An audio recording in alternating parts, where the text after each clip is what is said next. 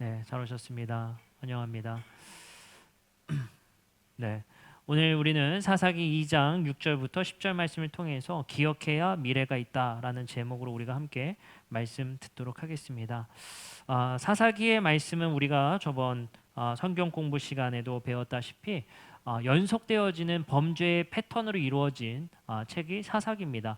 아마도 이 사사기의 저자는 의도적으로 그렇게 이 사사기를 구성하고 우리에게 전해준 것이 아닌가 생각이 듭니다.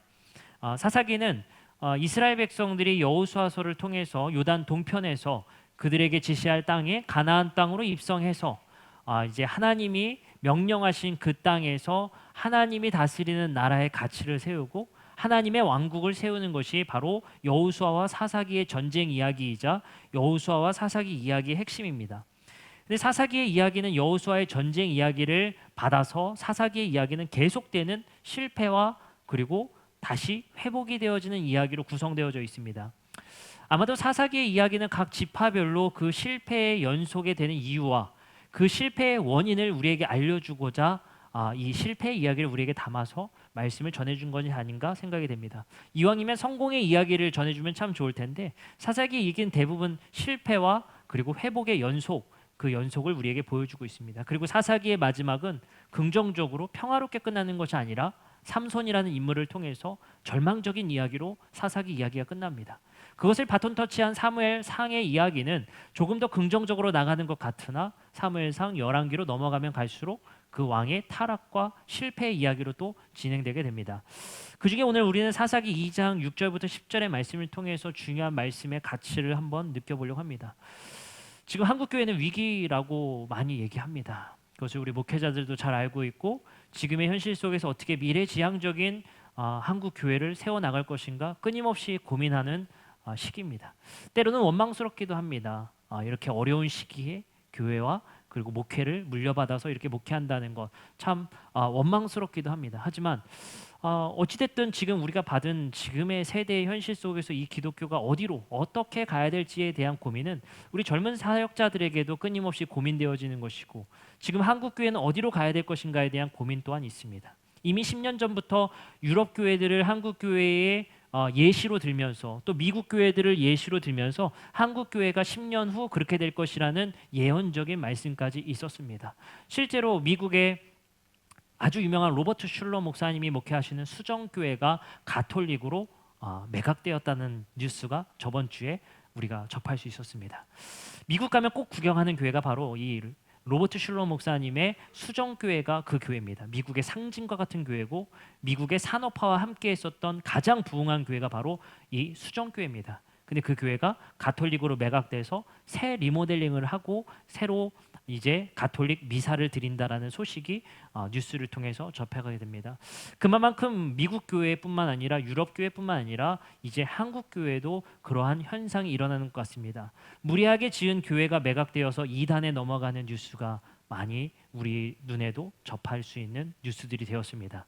지금은 괜찮지, 우리까지는 괜찮겠지 뭐라는 생각을 가질 수도 있겠지만 과연 다음 세대들까지 이 신앙이 전수될 수 있을 것인가에 대한 고민 또한 우리에게 있는 것이 사실입니다.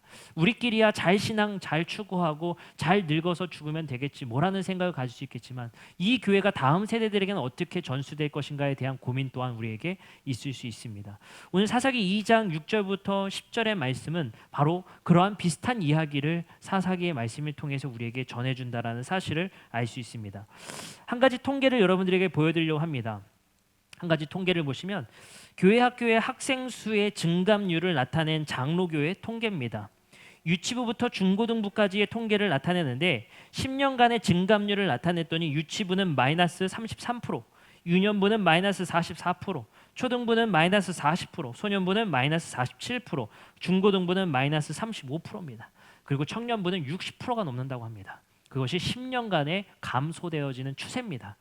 이 추세를 어떻게 역전할 수 있을까에 대한 것도 목회자들에게는 상당한 고민입니다. 물론 여기서 방만하게 생각하면 인구수가 주니 자연이 준다라고 생각할 수 있겠지만 꼭 그것만의 핑계를 대기는 또 어려울 것 같습니다. 실제적인 종교 인구가 줄어들고 있기 때문입니다. 그러면 이제 우리 한국교회와 우리 더드림 교회는 어떻게 가야 될 것까지인가 우리가 또 같이 함께 생각하게 됩니다. 오늘 본문 말씀의 10절의 말씀에 보면 이런 말씀이 있습니다. 그 세대의 사람도 다 그 조상들에게 돌아갔고 그 후에 일어난 다른 세대도 여호와를 알지 못하며 여호와께서 이스라엘을 위하여 행하신 일도 알지 못하였더라. 이 사사기의 말씀에 사사기의 저자는 우리에게 이 반복되는 실패의 이유는 여호와를 알지 못하는 망각, 그리고 그 망각 때문에 다른 세대의 그 신앙을 전수하지 못함에 있음을 그 문제로 지적하고 있는 본문입니다. 그러면 이스라엘은 무엇을 망각했으면서 무엇을 전수하지 못했을까요? 오늘 본문상에서는 그렇습니다. 여호와께서 이스라엘을 위하여 행하신 일을 전수하지 못했다는 겁니다.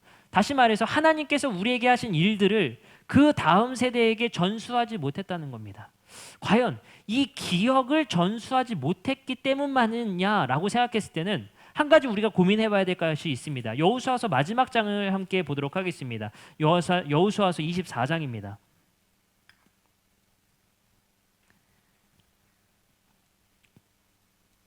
하나님께서는 이스라엘 백성들에게 무엇을 기억하라고 했었느냐? 여호수아서 24장의 말씀에 보면 이런 말씀이 있습니다. 22절입니다. 여호수아가 백성에게 이르되 너희가 여호와를 택하고 그를 섬기라 하였으니 스스로 증인이 되었느니라 하니 그들이 이르되 우리가 증인이 되었나이다. 여기서 중요한 말씀이 있습니다. 이스라엘 백성들은 지금 여호수아 앞에서 하나님이 하신 일과 하나님을 섬기겠다라는 것에 대한 증인이 되겠다고 약속을 했습니다. 여러분들 증인이 뭡니까? 기억에 대한 전수자입니다. 여러분들 우리가 국정조사 같은 거 보면 항상 똑같이 하는 얘기가 있어요. 기억나지 않습니다. 그죠? 증인으로 모시면 꼭 증인이 하는 얘기가 있습니다. 기억나지 않습니다. 그러면 증인으로서 자격이 있습니까 없습니까? 기억 못하는 사람은 뭐하러 증인으로 부릅니까? 무언가를 기억하여서 그 증인을 통해서 다음 세대나 어떠한 증거를 대라고 하는 것인데 그 증인이 기억을 하지 못하고 망각한다면 증인으로서의 자격과 가치가 상실되는 겁니다. 이스라엘은 이 증인으로서의 사역을 감당하지 못했고 사사기의 시대는 여호와를 알지 못하며 다음 세대에게 이 증인의 증언적 역할에 실패했다는 것입니다. 어쩌면 기독교의 위기는 하나님을 기억하지 못하고 기억되어진 하나님을 우리가 전수하지 못하는 데서 이 위기가 왔을 수 있다는 생각이 듭니다.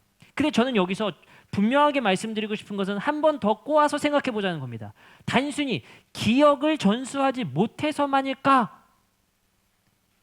좀 그렇지 않다고 봐요. 여기서 중요한 것은 뭐냐면 잘못된 기억을 전수했다는 것입니다. 그 말씀을 우리가 한번 살펴보겠습니다. 사사기 1장 말씀 봐볼게요. 사사기 1장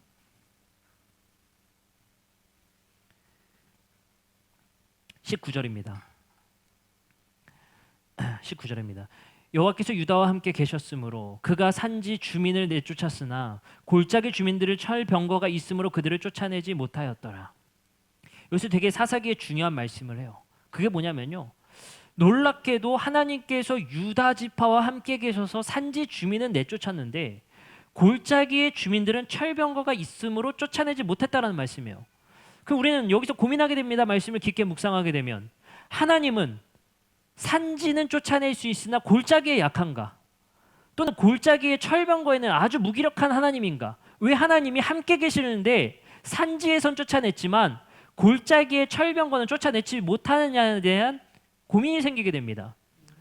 여기서 우리는 정확하게 알 수 있는 건 이겁니다. 하나님은 산지 주민을 내쫓았지만 골짜기의 주민의 철병거는 이스라엘이 내쫓지 않은 겁니다. 그 이유는 뭘까요?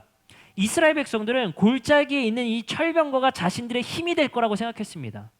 철병거를 처음 접했던 이스라엘 백성들은 이 철병거를 내쫓아야 될 대상이 아니라 철병거는 우리가 사용해야 될 대상으로 생각했기 때문에 하나님이 계심에도 불구하고 이것을 내쫓지 않은 도구가 된 겁니다. 그래서 이스라엘은 하나님이 아니라 하나님이 함께 계심이 아니라 철병거의 힘을 의지하는 것이 바로 이스라엘이 되게 됩니다. 두 번째 문제가 나타납니다. 22절 말씀부터 무슨 말씀이 나타나냐면요. 이스라엘 백성들이 정탐을 하게 됩니다. 23절입니다.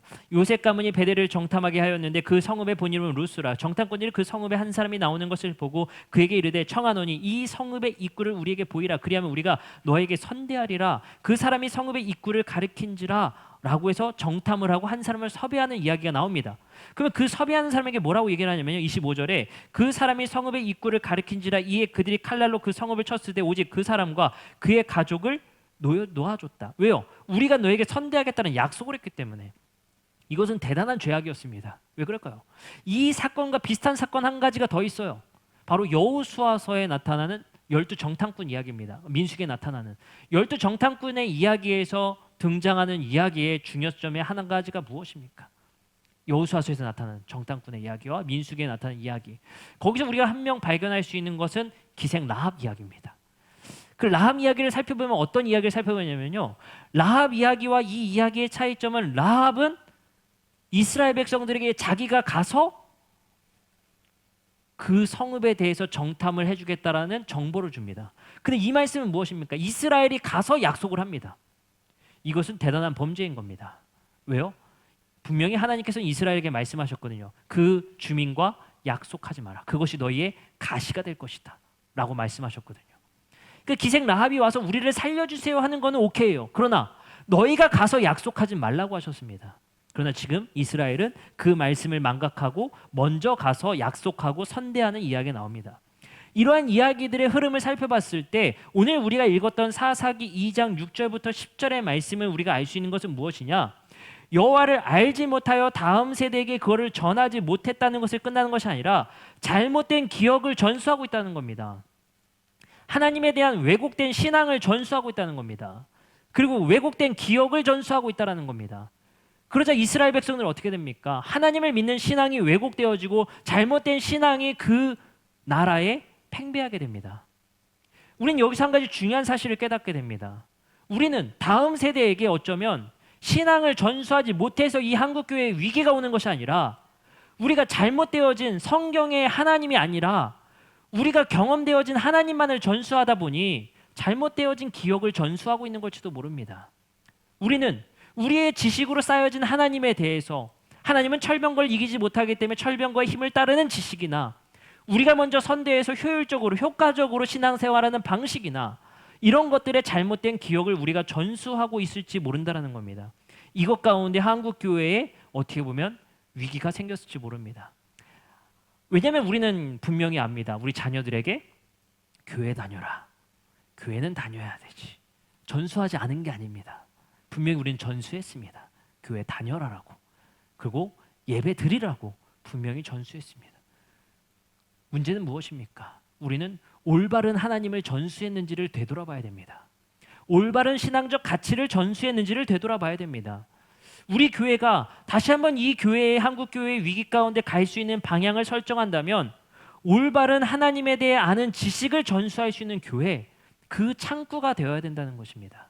그렇기 때문에 이 교회에서 우리는 바른 신앙을 배워야 하고 그 신앙을 삶으로 살아냄을 통해서 옳은 기억을 그들에게 전수할 수 있어야 됩니다. 중요한 건 무엇입니까? 이스라엘 백성들은 전수되지 않는 것이 아니라 기억이 전수되지 않은 것이 아니라 잘못된 기억이 전수됨을 통해서 하나님을 이용하고 하나님을 잘못 믿음으로 말미암아 신앙이 왜곡되어져서 위기가 온 겁니다. 우리는 이 사실 속에서 다시 한번 우리 다음 세대에게 어떤 신앙을 전수해야 될지를 고민해야 되는 시점이 왔다고 생각을 합니다.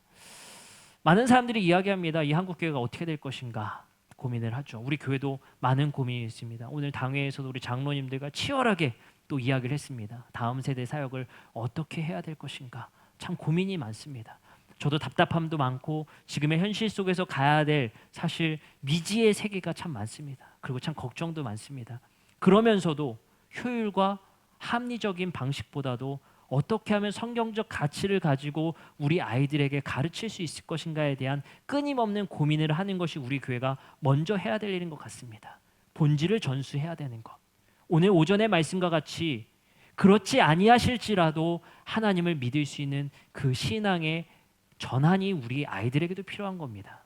우리 아이들에게 전수해야 될 신앙은 목적성 신앙이 아니라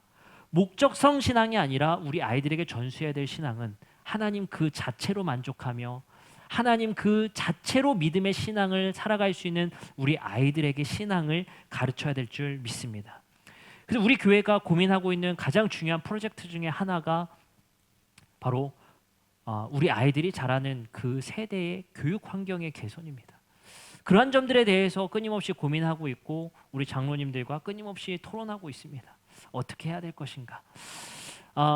옛날에 우리 한국 축구가 가장 위기일 때가 있었습니다. 98년 프랑스 월드컵을 했을 때 16강 탈락을 하자 계속되는 탈락 속에서 솔직히 이제는 한국 축구도 포기해야 되지 않나 생각이 들었습니다. 근데 2002년 월드컵 때 어떻게 됐습니까? 대박이 났죠.